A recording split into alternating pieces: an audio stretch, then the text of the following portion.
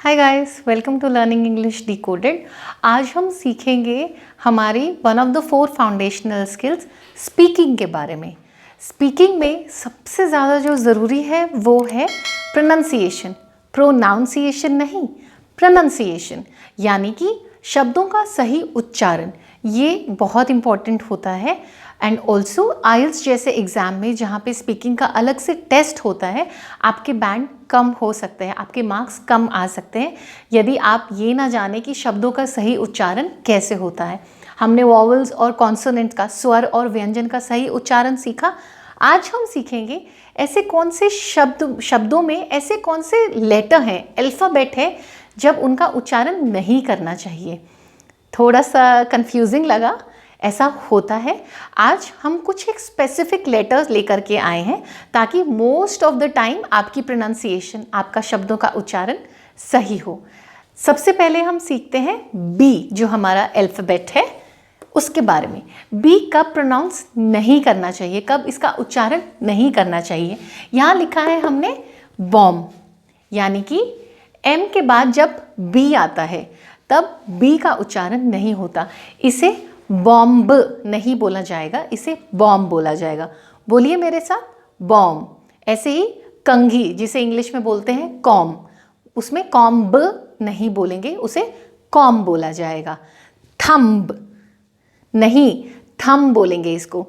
Cold drink है ना, Thums Up, उसमें THUMBS और अप होता है, तो बी साइलेंट होगा और बनेगा Thums Up, taste the thunder, right. तो थंब नहीं, थम होगा, राइट। और दूसरी कंडीशन क्या है, जब भी आपका बी के बाद आपका लेटर आता है टी, यहाँ पे मैं इसको डेब्ट नहीं बोलूँगी। मैंने इसके लिए आपका ये एग्जाम्पल भी लिखा है। डेट का मतलब होता है उधार, अगर किसी के ऊपर है, किसी के ऊपर कोई ऋण चढ़ा हुआ है, लोन चढ़ा हुआ है, तो वो आदमी आपके डेट में है, राइट। डेट में अगर मैं डेबिट कार्ड जो होता है उसमें बी का प्रोनाउंसिएशन होगा, क्योंकि बी के बाद आई आया है। लेकिन बी के बाद यदि सीधा टी आ जाता है, ऐसे केस में आप DET, डेट बोलेंगे, आप डेब्ट नहीं बोलेंगे। ठीक है, क्लियर हुआ। नेक्स्ट वर्ड जो है, नेक्स्ट अल्फ़ाबेट जो है हमारा, वो है सी। सी का प्रोनाउंसिएशन कब नहीं होता है, बहुत सिंपल है। यदि सी से पहले एस आया हुआ है, हमने कॉन्सोनेंट की प्रोनाउंसिएशन में सीखा था ना, एस और सी दोनों को ही स की जो साउंड है वो यूज़ कर सकते हैं हम बोलने के लिए। अब यहाँ पर एस और सी दोनों साथ में आए हुए हैं, तो मैं स करके तो नहीं बात कर सकती, स सेंट, स साइंस, ऐसे तो नहीं बोलेंगे। इसीलिए जब भी सी से पहले एस आता है, उस केस में आप सी को ना प्रोनाउंस करें और एस को स प्रोनाउंस करेंगे। यहाँ पे मैंने लिखा है आपके लिए वर्ड SENT, जिसे मैं प्रोनाउंस करूँगी सेंट, यानी कि इत्र, परफ्यूम जिसे बोलते हैं। सेंट नहीं होगा, ये प्रोनाउंसिएशन क्या होगी, सेंट। विज्ञान, जिसे अंग्रेजी में कहते हैं साइंस, यहाँ पे सी नहीं बोलेंगे, एस को स की साउंड के साथ बोलेंगे, साइंस। ठीक है। नेक्स्ट अल्फ़ाबेट जो हम सीखेंगे वो है हमारा अल्फ़ाबेट डी। डी जब भी जी से पहले आता है, डी के बाद यदि जी लिखा हुआ है, जी से पहले जब डी लिखा हुआ है, ऐसे केस में एग्जाम्पल हमने लिखा एज, किनारा जो होता है, एज ऑफ द रूफ, जैसे हमने कहा छत की जो किनारा है जहाँ पे रेलिंग लगी होती है, एज। यहाँ पे आप EGE ये प्रोनाउंस करेंगे, एज बोलेंगे, एडज नहीं बोलेंगे। कैसे प्रोनाउंस होगा, एज। ऐसे ही लेज, हेज, या फिर बजट, जैसे मम्मी अपने महीने का बजट बनाती है, सरकार पूरे भारत का बजट बनाता है, राइट। तो वो जो बजट होता है उसमें होता है BUDGET, यहाँ पे डी लिखा जाएगा लेकिन बोला नहीं जाएगा, बडजेट नहीं बोलेंगे, इसे बोलेंगे बजट। बोलिए मेरे साथ, प्रोनाउंस करिए, बजट। ब्रिज, जो पुल होता है उसे बोलेंगे, यहाँ पर भी जी से पहले डी है, प्रोनाउंस नहीं होगा। ब्रिज हो गया, लेजर जिसे बही खाता कहते हैं, इन सब वर्ड्स में डी का प्रोनाउंसिएशन नहीं होता है। और डी के बाद अब सीखते हैं जी। जो बहुत कॉमनली ऐसे अल्फ़ाबेट हैं, ऐसे लेटर हैं जो गलत प्रोनाउंस हो जाते हैं, हम वो सब कवर करने वाले हैं। एक एक के ऊपर नहीं जाएंगे, अदरवाइज कन्फ्यूजन बहुत बढ़ जाएगा। ठीक है, तो जी, जी जो है उसका प्रोनाउंसिएशन अगर वो एन के पहले आया है तो नहीं होता है। रूल्स को रटना नहीं है, जो मैंने एग्जाम्पल आपके साथ शेयर करे हैं, एज है जैसे इसका साइन है, आप इन एग्जाम्पल्स के साथ इसको समझिए। रटेंगे अगर तो ये आपके माइंड में कभी भी बैठेगा नहीं।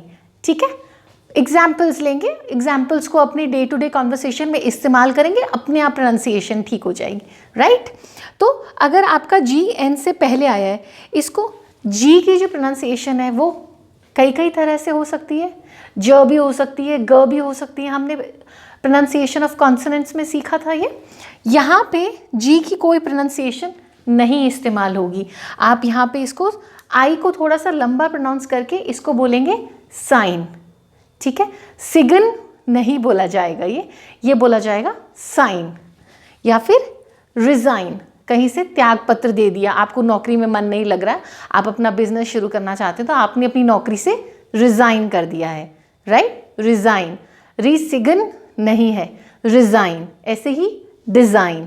राइट, तो जहाँ पर भी आपका जी के बाद इमीडिएटली एन आता है या एन से पहले अगर जी लिखा गया है तो जी का प्रोनाउंसिएशन नहीं होता है। नेक्स्ट है कि हम के को कब प्रोनाउंस नहीं करेंगे, शब्द में के का उच्चारण नहीं करेंगे।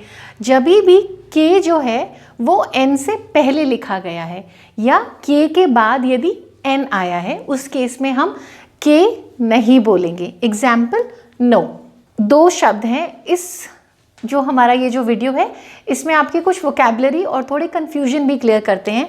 अगर मैं लिखती हूँ एन ओ, इसका भी जो उच्चारण है वो नो होता है, और के एन ओ डब्ल्यू ये कनो नहीं होता है, ये भी नो होता है।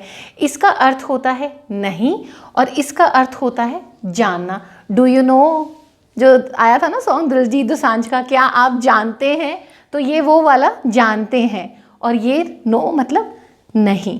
राइट, तो यहाँ पे नो, कनो नहीं। और ऐसे ही ये कनॉलेज नहीं होगा, ये होगा नॉलेज।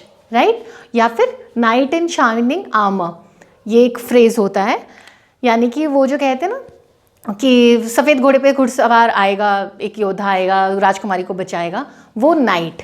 यहाँ पर जो KNIGHT है नाइट, इसका मतलब होता है योद्धा।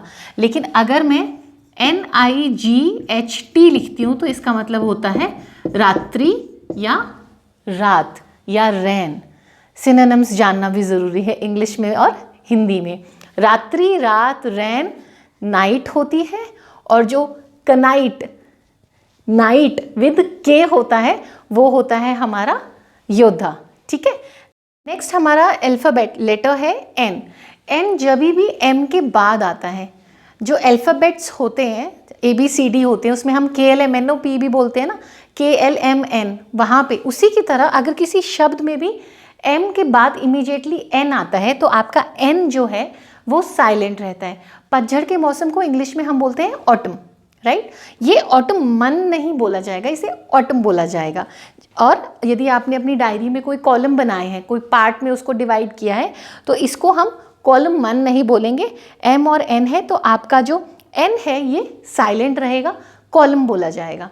एक और वर्ड है जैसे कि कंडेम। कंडेम की स्पेलिंग होती है CONDEMN, वहाँ पे भी एम के बाद एन है तो हमारा जो एन है वो साइलेंट हो जाएगा, कंडेम। नेक्स्ट जो लेटर है जो किसी शब्द में, वर्ड में प्रोनाउंस नहीं होता, जिसका उच्चारण नहीं होता, वो है हमारा अल्फ़ाबेट एल। एल यदि किसी वर्ड में M, F, K, D इनसे पहले आया है, यानी कि एल के बाद अगर M, F, K, D ये जो अल्फ़ाबेट हैं, जो लेटर है, अगर ये लिखे गए हैं तो उस केस में एल जो है ये उच्चारित नहीं होगा। Example palm. पाम जो हथेली होती है उसको बोलते हैं इंग्लिश में पाम। PALM लिखा जाएगा लेकिन बोला जाएगा पाम। पाम ट्रीज भी होते हैं, एक तरह की किस्म, खजूर के जो पेड़ होते हैं आई थिंक उनको पाम ट्रीज कहते हैं, ठीक है। एल प्रोनाउंस नहीं हुआ ना क्योंकि एम से पहले आया। इसी तरीके से हाफ, इंग्लिश में कहते हैं ना glass is either half full और हाफ एम्प्टी। जो ग्लास है वो या तो आधे भरा है या आधा खाली है, तो जो आधा है हाफ, ठीक है। तो एफ से पहले एल आया है तो यहाँ पे हम इसको हाफ प्रोनाउंस करेंगे, हालफ नहीं बोलेंगे, हाफ बोलेंगे, ठीक है। नेक्स्ट हमने लिया के से पहले अगर एल आया है, टॉक, वॉक, तो यहाँ पे आप टॉलक वॉलक नहीं बोलेंगे, टॉक वॉक ये बोलेंगे। फिर है वुड और कुड, डी से पहले अगर एल आया है, वुड क्या है आपका विल जो होता है ना, I will do this work later, तो विल का जो पास्ट फॉर्म होता है, I would have passed my exam had I studied well, मैं बहुत अच्छे से अपने एग्जाम पास कर लेता या कर लेती अगर मैंने पढ़ाई करी होती तो। जब आप पास्ट टेंस में बात करते हैं तो आप वर्ब की थर्ड फॉर्म वुड यूज़ करेंगे, और यहाँ पर जो वुड है वो विल की पास्ट फॉर्म है, कुड जो है वो कैन की पास्ट फॉर्म है, ठीक है। ये हम आगे जब वर्ब्स जो सीख रहे हैं उन वीडियोस में आपको डिटेल में कवर होंगे। यहाँ पर डी से पहले अगर आपका एल आया है, वुड, कुड, शुड, तब आपका एल प्रोनाउंस नहीं होता है। नेक्स्ट जो लेटर है वो है लेटर टी, बड़ा ही मज़ेदार है ये। आई थिंक एक मूवी भी थी जिसमें इसका काफ़ी, एक एक्ट्रेस थी श्रद्धा कपूर जिसका काफ़ी मजाक उड़ाया था शाहिद कपूर ने, हैदर मूवी में था ये वर्ड, जिसे कोई भी नॉर्मल अगर हम लोगों ने सिर्फ हिंदी में अपनी पढ़ाई करी हुई तो हम इसको, क्योंकि TEN का मतलब होता है 10, तो अगर हमें जोड़ के वर्ड को पढ़ना है तो हम बोलेंगे ऑफ्टन, सही है, ऐसे ही बोला जाना चाहिए। लेकिन जो नियम है वो ये कहते हैं कि यदि किसी शब्द के एंड में 10 आता है तो तब आप टी को प्रोनाउंस नहीं करते हैं, तब आप टी का उच्चारण नहीं करते हैं।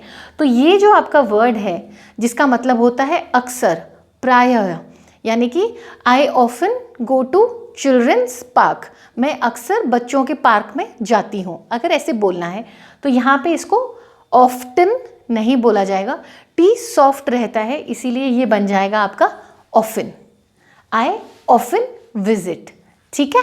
नेक्स्ट है आपका लिसन, लिस्टन नहीं होगा, लिस्टन नहीं इस्तेमाल कर सकते। अगर TON होता, जैसे लिप्टन चाय है तो लिप्टन में टन बोला जाता है क्योंकि वो TON होता है, यहाँ पे TEN है। शब्द के अंत में यदि TEN है तो T सॉफ्ट हो जाएगा और इसको हम लिसन कहेंगे। Listen to me class, listen to me, क्योंकि मैं पढ़ा रही हूँ तो प्लीज़ सुनो और समझो, राइट। लिसन, लिस्टन नहीं, राइट।